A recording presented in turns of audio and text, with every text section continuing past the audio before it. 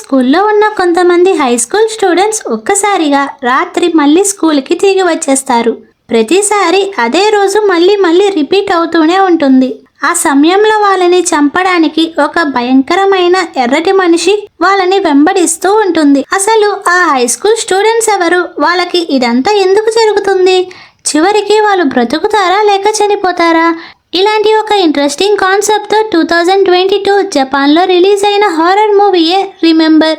ఇంకా లేట్ చేయకుండా మూవీలోకి వెళ్ళిపోదాం. మూవీ స్టార్ట్ అయ్యేసరికి ఒక చిన్నమ్మాయి భయంతో పరిగెడుతూ కనిపిస్తుంది.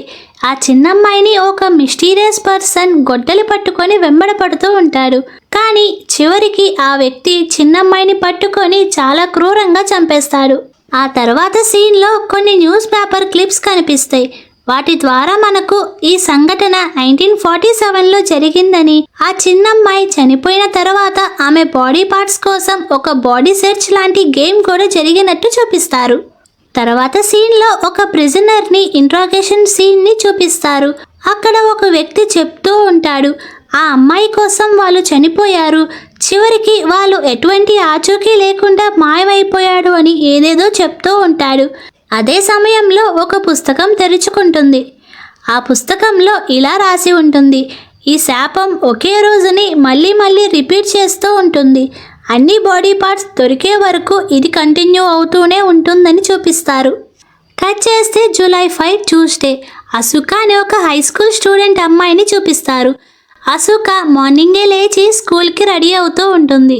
అసుకా వాళ్ళ మదర్ అసుకా కోసం లంచ్ ప్రిపేర్ చేసి ఎక్స్ట్రా స్నాక్స్ని కూడా పెట్టి మీ ఫ్రెండ్స్తో షేర్ చేసుకోమని చెప్తుంది. నెక్స్ట్ సీన్లో అసుకా లంచ్ బాక్స్ తీసుకొని స్కూల్కి వెళ్తూ ఉంటుంది. ఇప్పుడు మన మూవీలో మెయిన్ క్యారెక్టర్స్ని ఒకరి తర్వాత ఒకరిని చూపిస్తూ ఉంటారు. రియా అనే హై స్కూల్ స్టూడెంట్ తన ఫ్రెండ్స్తో మాట్లాడుతూ స్కూల్కి వస్తూ ఉంటుంది. ఇటు టకాహీరో అనే స్టూడెంట్ కూడా చూసుకోకుండా అసుకాని గుద్దేస్తాడు. అసుకా బుక్స్ అన్ని కింద పడిపోతాయి. టకాహీరో అసుకాకి హెల్ప్ చేస్తుంటే టకాహీరో ఫ్రెండ్స్ తనని తీసుకొని వెళ్ళిపోతారు. అసుకా బుక్స్ తీసుకొని వెళ్తూ ఉంటుంది. దారిలో అసుకాకి ఒక పిల్లి కనిపిస్తుంది. అసుకా ఆ పిల్లిని చూసి వెళ్తూ ఉంటుంది. సడన్ గా ఆ పిల్లి బస్ కింద పడిపోయి చనిపోతుంది. నెక్స్ట్ సీన్ లో అసుకా టకాహీరోని చూస్తుంది. అప్పుడే టకాహీరో టై క్లిప్ బెంచ్ మీద పడిపోయి ఉంటుంది. అసుకా ఆ క్లిప్ని ఇవ్వాలని చూస్తుంది. కానీ అప్పుడే రియాది తీసుకొని టకాహీరోకి ఇస్తుంది. టకాహీరో రియా ఇద్దరు కలిసి మాట్లాడుకుంటూ క్లాస్ రూమ్కి వెళ్ళిపోతూ ఉంటారు. ఇటు అసుకా క్లాస్ రూమ్లోకి వచ్చేస్తుంది. అప్పుడే క్లాస్ రూమ్లో కొంతమంది స్టూడెంట్స్ ఫెస్టివల్ మనీ పోయాయని అంటూ ఉంటారు. ఆ టైంకి క్లాస్కి షోటా అనే స్టూడెంట్ వస్తాడు. అప్పుడే సుజుకి అనే స్టూడెంట్ తన గ్రూప్తో కలిసి షోట్ డెస్క్ని చెక్ చేస్తూ ఉంటారు. ఆ డెస్క్లో వాళ్ళకి ఫెస్టివల్ మనీ దొరుకుతాయి. అందరూ షోటాని దొంగ అని అంటూ ఉంటారు. అప్పుడే క్లాస్లోకి టకాహీరో రియా వస్తారు. రియా ఆ మనీ తీసుకొని సారీ ఇది నా రెస్పాన్సిబిలిటీ, నేనే సరిగ్గా పెట్టలేదు అని చెప్పి చైర్లో కూర్చుంటుంది. ఆ రోజు ఆఫ్టర్నూన్ అందరూ లంచ్ చేస్తూ ఉంటారు. కానీ అసుకా ఒంటరిగా స్కూల్ బ్యాక్ సైడ్కి వెళ్ళి తింటూ ఉంటుంది. అప్పుడే తన ముందు ఉన్న బావిలో నుంచి చాలా చేతులు బయటికి వస్తూ ఉంటాయి. అసుకా భయంతో చూస్తూ ఉంటుంది. సడన్గా అక్కడికి స్కూల్లో పనిచేసే వర్కర్స్ వస్తారు. అసుకా లేచి పక్కకి వెళ్తూ ఉంటుంది. కానీ ఆ బావి దగ్గరికి వెళ్ళి చూస్తుంది. తనకి అక్కడ ఏమీ కనిపించదు. అసుకా లంచ్ బాక్స్ తీసుకొని వెళ్తూ ఉంటుంది. అప్పుడే తనకి స్కూల్ లైబ్రేరియన్ ఒక ప్లాస్టిక్ బ్యాగ్లో చనిపోయిన పిల్లిని మట్టిలో పూడ్చి పెడుతున్నట్టు కనిపిస్తుంది. ఆ లైబ్రేరియన్ అక్కడి నుంచి వెళ్ళిపోతాడు. సడన్ గా అసుకా వెనకమాల ఒక చిన్నమ్మాయి నా బాడీని కనిపెట్టు అని చెప్పి మాయమైపోతుంది. అసుకా వెనక్కి తిరిగి చూస్తే అక్కడ ఎవరు కనిపించరు. నెక్స్ట్ సీన్లో టకాహీరో తన ఫ్రెండ్స్తో బాస్కెట్బాల్ ఆడుతున్నట్టు చూపిస్తారు. ఇటు షోటాని అందరూ బుల్లీ చేస్తూ ఉంటారు. రియా ఫ్రెండ్స్ రియాని పట్టించుకోరు. రుమికో బాయ్ ఫ్రెండ్ రుమికోని చీట్ చేస్తూ ఉంటాడు. కట్ చేస్తే ఆ రోజు నైట్ అసుకా తన రూమ్లో ఉంటుంది. సడన్గా తనకి ఒక మెసేజ్ వస్తుంది.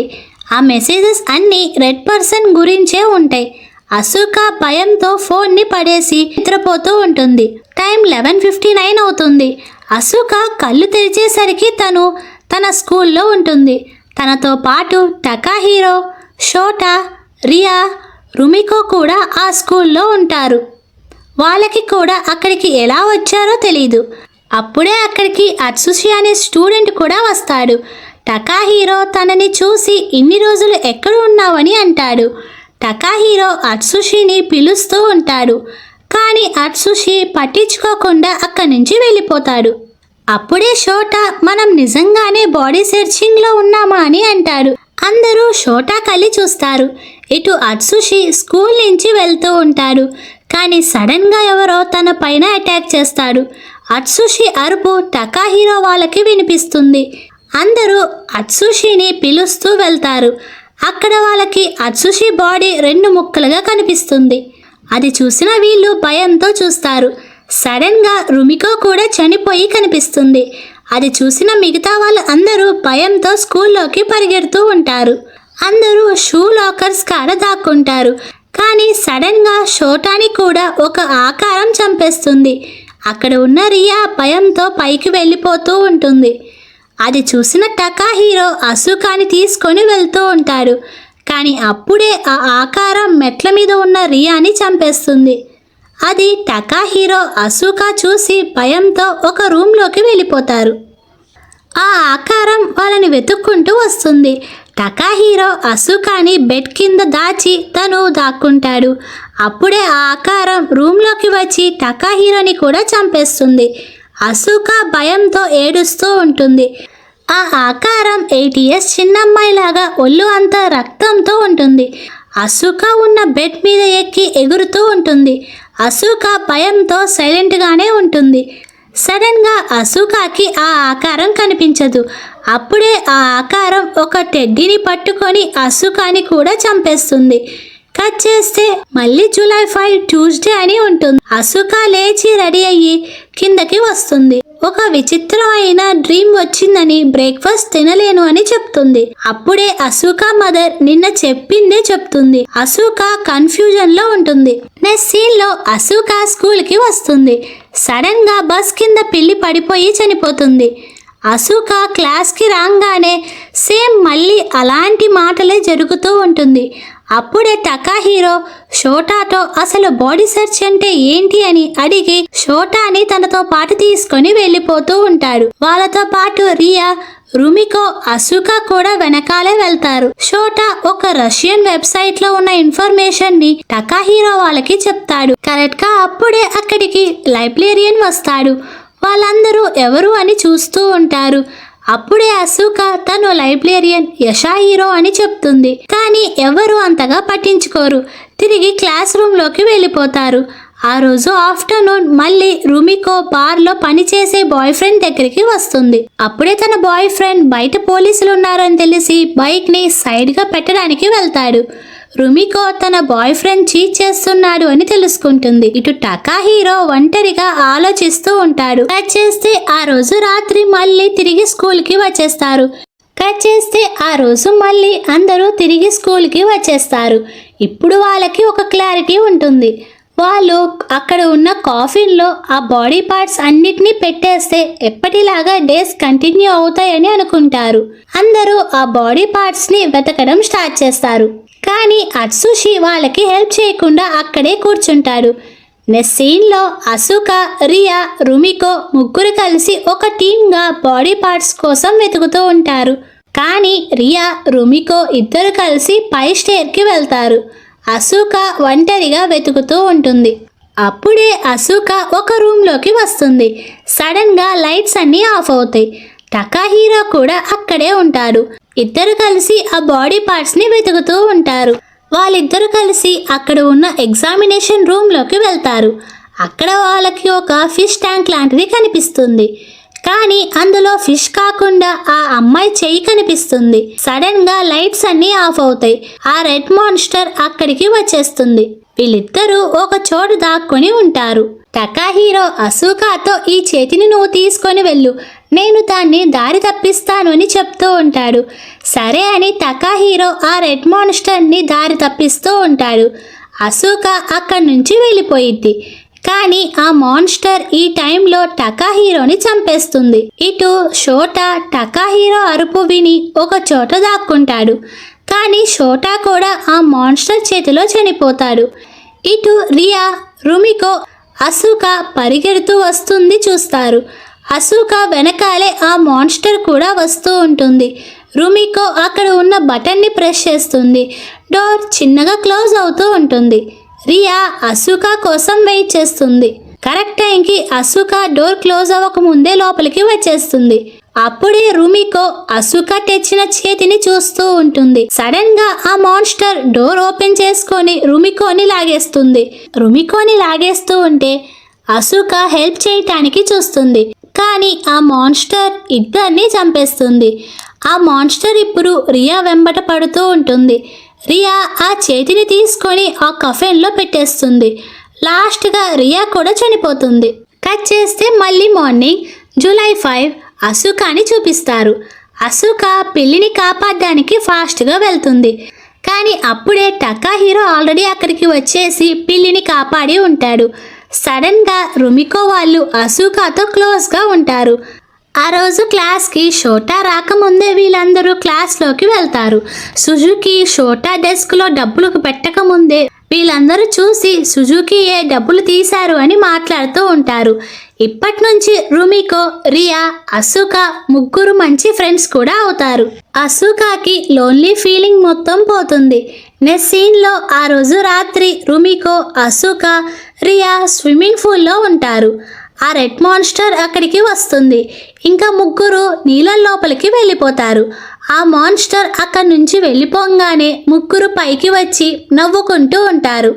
కానీ సడన్గా ఆ మాన్స్టర్ నీళ్ళలో నుంచి వాళ్ళ ముగ్గురిని చంపేస్తుంది. అలా అసుకా చనిపోయేటప్పుడు ఆ మాన్స్టర్ చేతిలో ఉండే బొమ్మ చాలా స్లోగా మునిగిపోవటం చూస్తుంది. కట్ చేస్తే మళ్ళీ జూలై 5 మార్నింగ్ టకాహిరో, షోటా అసుకా వాళ్ళ కోసం వెయిట్ చేస్తూ ఉంటారు. అప్పుడే టకాహిరో అట్సుషి గురించి చెప్తాడు. వాళ్ళిద్దరూ ఒకే స్కూల్కి వెళ్ళారు. అట్సుషి ఒక బెస్ట్ అథ్లెట్. కానీ గ్రాడ్యుయేషన్ ముందు తన లెగ్కి ఒక గాయం అయ్యింది. అప్పుడే ఆ గాయం వల్ల తనకి వచ్చిన ఒక ఆఫర్ని మిస్ అయ్యాడు. డాక్టర్స్ మళ్ళీ ఆడొచ్చు అని చెప్పారు. కానీ తను పూర్తిగా ఆపేశాడు అని షోటాకి చెప్తూ ఉంటాడు. నెక్స్ట్ సీన్లో షోటా వాళ్ళు అసలు ఈ బాడీ సెట్స్ ఏంటి అనే ఇన్ఫర్మేషన్ని మొత్తం కలెక్ట్ చేస్తాడు. తనకి దొరికిన ఇన్ఫర్మేషన్ ప్రకారం 30 years బ్యాక్ వీళ్ళ క్యాంపస్ దగ్గర ఒక 8 years అమ్మాయి మీకోని చంపేసి ముక్కలు ముక్కలుగా చేశారు. షోటా తెచ్చిన పేపర్ ప్రింట్స్ని చూస్తూ ఉంటారు. అసుకా సడన్గా మీకో పిక్చర్ మూవ్ అయినట్టు అనిపించి భయపడుతూ ఉంటుంది. అప్పుడే టకాహిరో అసుకాని పట్టుకుంటాడు. అప్పుడే షోటా మీ ఇద్దరికి బాగా పరిచయం ఉంది కదా అని అంటాడు. అప్పుడే టకాహిరో తను నాకు కిండర్ గార్డెన్ నుంచి తెలుసు అని చెప్తాడు. అందరూ సర్ప్రైజ్తో నవ్వుతూ ఉంటారు. అప్పుడే అక్కడికి లైబ్రేరియన్ సడన్గా వచ్చి సైలెంట్గా ఉండండి అని చెప్పి అక్కడి నుంచి వెళ్ళిపోతూ ఉంటాడు. కానీ మళ్ళీ ఆగి మీరు ఏమైనా క్లబ్ యాక్టివిటీ చేస్తున్నారా అని అడుగుతాడు. అప్పుడే రియా లేదు మేము ఫ్రెండ్స్ అని చెప్తుంది. అది విన్న అసుకా హ్యాపీగా ఫీల్ అవుతుంది. ఇంకా అందరూ కలిసి ఒక టీం వర్క్తో ఒక ప్లేస్ తర్వాత ఇంకో ప్లేస్ని వెతుకుతూ బాడీ పార్ట్స్ అన్నిటినీ కనిపెడుతూ ఉంటారు. కానీ అట్సుషి ఒక్కడే టెర్రస్ మీద పొనుకొని ఉంటాడు. అలా మిగతా వాళ్ళు అందరూ కలిసి లాస్ట్కి 80% బాడీ వరకు కనిపెట్టేస్తారు. కట్ చేస్తే నెక్స్ట్ మార్నింగ్ అందరూ లైబ్రేరియన్లో మాట్లాడుకుంటూ ఉంటారు. మళ్ళీ అదే లైబ్రేరియన్ అక్కడికి వస్తాడు. సైలెంట్గా ఉండండి అని చెప్తూ మళ్ళీ వెళ్ళేటప్పుడు ఇదేమైనా క్లబ్ యాక్టివిటీ అని అడుగుతాడు.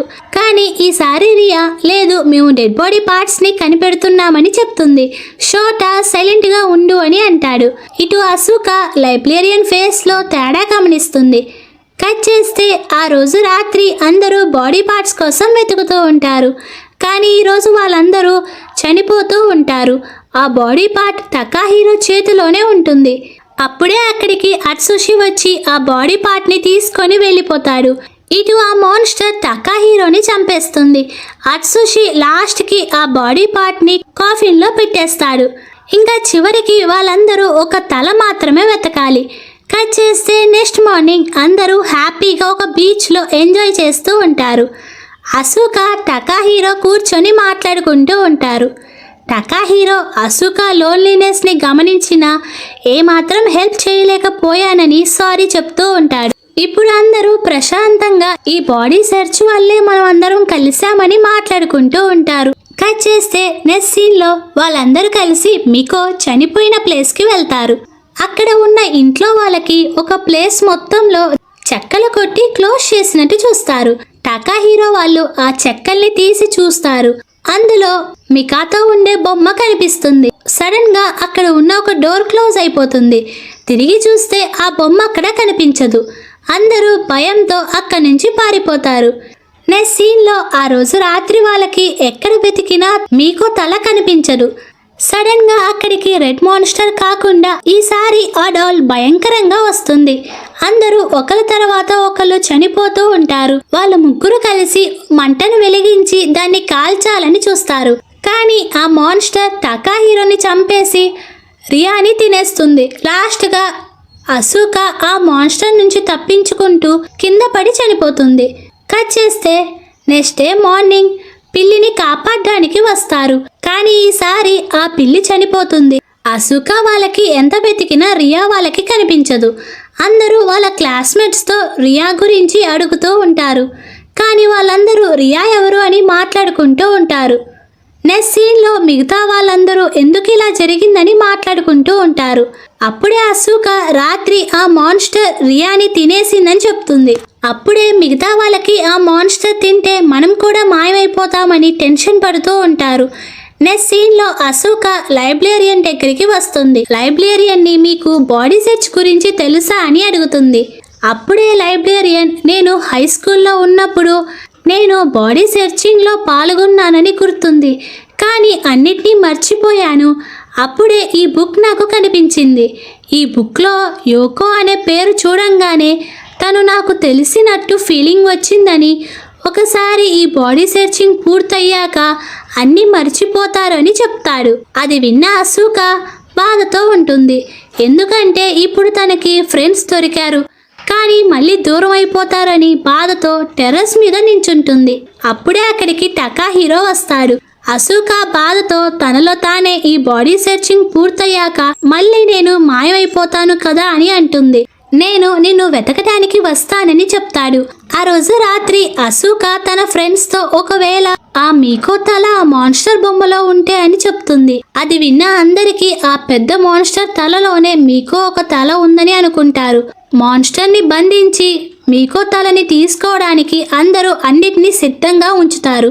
ఈ సమయంలో టకాహీరో తన ఫ్రెండ్స్తో మాట్లాడుతూ ఉంటాడు. చుట్టూ ఎంతమంది ఉన్నా మనం ఒంటరిగా ఫీల్ అయ్యాం కాబట్టే ఈ శాపం మనల్ని ఎంచుకుందనుకుంటా అని చెప్తూ ఉంటాడు. అప్పుడే అట్సుషి అలా అయితే మనం అందరం కలిసి దీన్ని ఓడిద్దామని అంటాడు. నెక్స్ట్ సీన్లో ఆ మాన్స్టర్ వీళ్ళ దగ్గరికి వస్తుంది. అందరూ దాంతో ఫైట్ చేస్తూ ఉంటారు. ఆ మాన్స్టర్ రుమికోని పట్టుకుంటుంది. అప్పుడే షోటా వచ్చి సహాయం చేస్తాడు. కానీ ఆ మాన్స్టర్ షోటాని చంపేస్తుంది. మిగతా వాళ్ళందరూ కలిసి దానిని ఒక గోడకి కట్టేస్తూ ఉంటారు. కానీ ఆ మాన్స్టర్ బలం వల్ల చాలా కష్టంగా మారుతుంది. ఆ మాన్స్టర్ అసుకాని తినబోతుంటే రుమికో కాపాడేస్తుంది. కానీ ఆ మాన్స్టర్ చేతిలో రుమికో కూడా చనిపోతుంది. ఆ మాన్స్టర్ అట్సుషిని కూడా తినేస్తుంది. టకాహీరో కోపంతో మాన్స్టర్ తలని కట్ చేస్తాడు. అందులో వాళ్ళకి మీకో ఒక తల కనిపిస్తుంది. ఇద్దరు కలిసి కాఫిన్ లో పెట్టడానికి వస్తారు. కానీ ఆ మాన్స్టర్ ఇటువైపు చావదు. వీళ్ళిద్దరి కోసం వస్తుంది. టకాహీరో ఆ తలని అసుకాకి ఇస్తాడు. అప్పుడే ఆ మాన్స్టర్ టకాహీరోని కూడా చంపేస్తుంది. అసుకా ఏడుస్తూ తలని పెట్టాలని చూస్తుంది. కానీ ఆ మాన్స్టర్ అసుకా మీద కూడా దాడి చేస్తూనే ఉంటుంది. అసుకా ఏడుస్తూ నేను నిన్ను గెలవనివ్వను, నువ్వు నా ఫ్రెండ్స్ ని తీసుకొని వెళ్ళనివ్వను అంటూ ఆ మాన్స్టర్ ని కొట్టి చివరికి మీకో తలని కాఫిన్ లో పెట్టేస్తుంది. కట్ చేస్తే next day morning July 6 Wednesday Asuka school కి తిరిగి వచ్చేస్తుంది. కానీ వాళ్ళు ఎవ్వరికి ఏమీ గుర్తుండదు. అసుకా మళ్ళీ ఒంటరిగా అవుతుంది. కానీ వాళ్ళందరూ స్కూల్ ఫెస్టివల్ కమిటీకి సెలెక్ట్ అవుతారు. అప్పుడే అసూకా పాకెట్ లో నుంచి టకా హీరో క్లిప్ కింద పడిపోతుంది. ఆ క్లిప్ చూసిన టకా హీరోకి అసూకాతో చేసిన ప్రామిస్ అంతా గుర్తుకు వస్తుంది. అసూకాకి కూడా అదంతా గుర్తుకు వస్తుంది. కట్ చేస్తే లాస్ట్ సీన్ లో స్టార్టింగ్ లో అసూకా చూసిన బావిలో ఒక న్యూస్ పేపర్ ని చూపిస్తారు. ఆ న్యూస్ పేపర్ లో మీకో ఫేస్ మాయమైపోయి 20 ఇయర్స్ క్రితం అమ్యూజ్మెంట్ పార్క్ లో 8 ఇయర్స్ అసూకా చనిపోయినట్టు చూపిస్తారు. ఈ సీన్ తో ఈ మూవీని ఎండ్ చేసేస్తారు. నెక్స్ట్ వీక్ ఈ మూవీ సెకండ్ పార్ట్ ని చూద్దాం.